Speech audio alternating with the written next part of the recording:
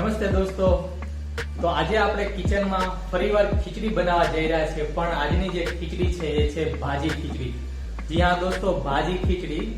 તો આપણી પાસે જે ઇન્ગ્રેડિયન્ટમાં છે આજે જે આપણે પાઉંભાજીની ભાજી બનાવતા હોઈએ છીએ એ ભાજીને આપણે ચોખા અને મગની દાળ સાથે મિક્સ કરીશું અને એને ટેસ્ટ આપશું ભાજીનો. ઓકે દોસ્તો, તો ચાલો આપણે જોઈ લઈએ શું શું ઇન્ગ્રેડિયન્ટમાં છે અને આ ટેસ્ટફુલ ભાજી બનાવીએ અને સાથે સર્વ કરીએ.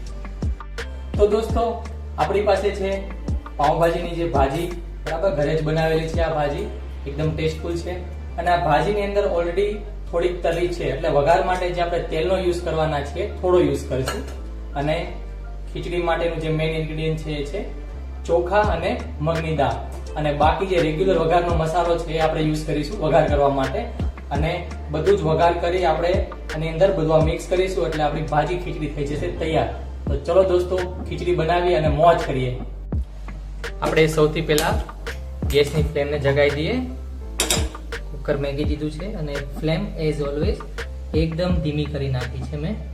ઓકે દોસ્તો, અને મેં કીધું એમ ભાજીની અંદર ઓલરેડી તીખી તરી છે એટલે તેલનું પ્રમાણ એકદમ હું થોડું લઈશ, ફક્ત અને ફક્ત વઘાર માટે થોડું તેલ લીધું છે. ઓકે, હવે આની અંદર જે વઘાર માટેના જે આપણે ઇન્ગ્રેડિયન્ટ હોય છે રેગ્યુલર, જે આપણે જીરું, રાઈ એ બધું જ આપણે મિક્સ કરીશું. જીરું મેં થોડું ચપટી નાખ્યું છે ચેક કરવા માટે, જેવું તેલ આવી જશે એટલે આપણે બાકીનો વઘાર છે કન્ટિન્યુ કરીશું. ઓકે મિત્રો, તો તમે જોઈ શકો છો જીરું કડકડ બોલવા માંડ્યું છે. હવે હું થોડી નાખી દઉં છું રાઈ. ઓકે, થોડું જીરું હજી નાખી દઉં છું. થોડી મેં હિંગ નાખી છે ચપટી. અને આપણો જે મીઠો લીમડો નાખી દીધો છે. અને મિત્રો આની અંદર મેં તમાલપત્ર પણ એડ કરું છું, જેથી જે ભાજીનો ટેસ્ટ છે એકદમ બેસી ના જાય. થોડું ફ્લેમને હું ફાસ્ટ કરી દઉં છું. અને તમે જુઓ છો તેલ મેં સાવ એકદમ તળિયા જેટલું લીધું છે, કેમ કે હું નથી ચાહતો કે જે ભાજીમાં ઓલરેડી તેલ છે અને આ તેલ એટલે ડબલ થાય. ફક્ત મારે તડકો લગાવવો છે જેથી તડકાનો જે ટેસ્ટ છે એ પ્રોપરલી બેસી જાય. થોડી વાર સુધી આમ હું હલાવીશ, કેમ કે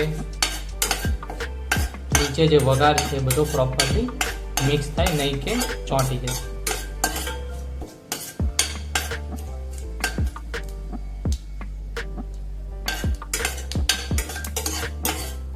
ઓકે, આઈ થિંક બધું વઘાર છે પ્રોપરલી થઈ ગયો છે. હવે આની અંદર હું સૌથી પહેલા તો ખાલી ભાજી એડ કરું છું.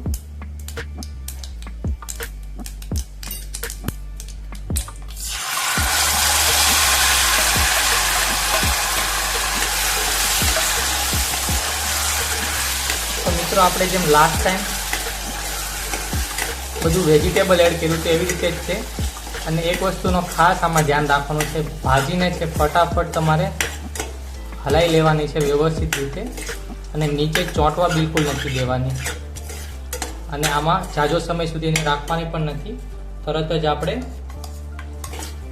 મગ અને ચોખા જે આપણે મિક્સ કર્યા છે એને આની અંદર એકદમ મિક્સ કરી દેવાના છે, જેથી ભાજી છે નીચે ચોંટવા નહીં કરે. અને તમે જોઈ શકો છો કે આપણી ભાજી છે એ અને ખીચડીના મગ અને ચોખા છે એ પ્રોપરલી મિક્સ થઈ ગયા છે અને નીચે ચોંટ્યું પણ નથી. હવે આની અંદર બીજો કોઈ જાતનો આપણે મસાલો એડ નથી કરવાનો, ખાલી ચપટી મીઠું આપણે એડ કરીશું અને 2-3 ટીપા ઘીના. થોડું આવતું જતું મીઠું નાખીશું, કેમ કે આપણે જ્યારે શાક બનાવ્યું ત્યારે એની અંદર ઓલરેડી મીઠું હશે જ, એટલા માટે. હવે આની અંદર પાણી નાખી દઉં છું સૌથી પહેલા તો.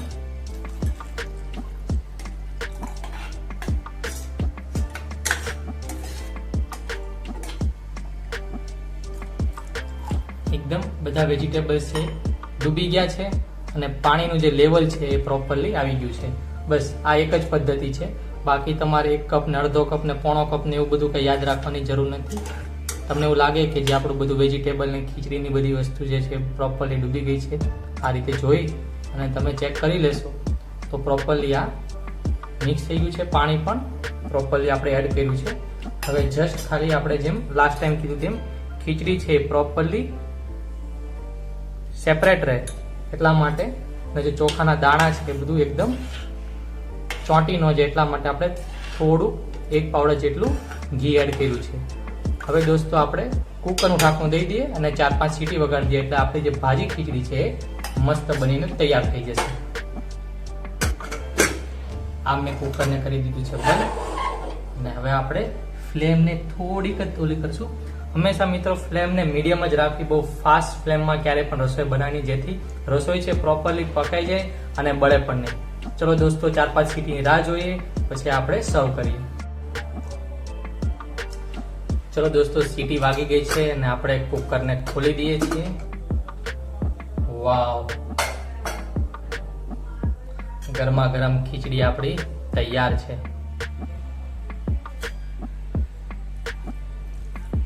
ચલો હવે આપણે આ ખીચડીને છે સર્વ કરીશું. ઓકે દોસ્તો, તો આપણે પ્લેટમાં છે ખીચડીને કાઢીએ છીએ. ઉપરથી નાખી દઈશું થોડી આપણી વાલી કોથમરી. અને મિત્રો જેમ પાઉંભાજીમાં હોય છે સલાડ, એમ આપણે થોડું આની સાથે સલાડ પણ લઈશું.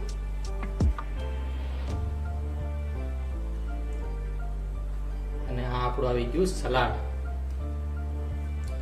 અને આપણી જે ભાજી ખીચડી છે એકદમ ટેસ્ટફુલ, સ્વાદિષ્ટ, અને આપણે એને સર્વ કરવા જઈ રહ્યા છીએ. તો તમે જોઈ શકો છો કે આપણી જે ખીચડી છે એકદમ મસ્ત રેડી છે. ઓકે, તો આપણી એકદમ ટેસ્ટફુલ ખીચડી છે બનીને તૈયાર થઈ ગઈ છે, ભાજી ખીચડી. દોસ્તો ખીચડીની સ્મેલ એકદમ મસ્ત આવી રહી છે. હું એને ટેસ્ટ કરવા જઈ રહ્યો છું અને પછી હું તમને કહીશ કે એનો ટેસ્ટ કેવો છે.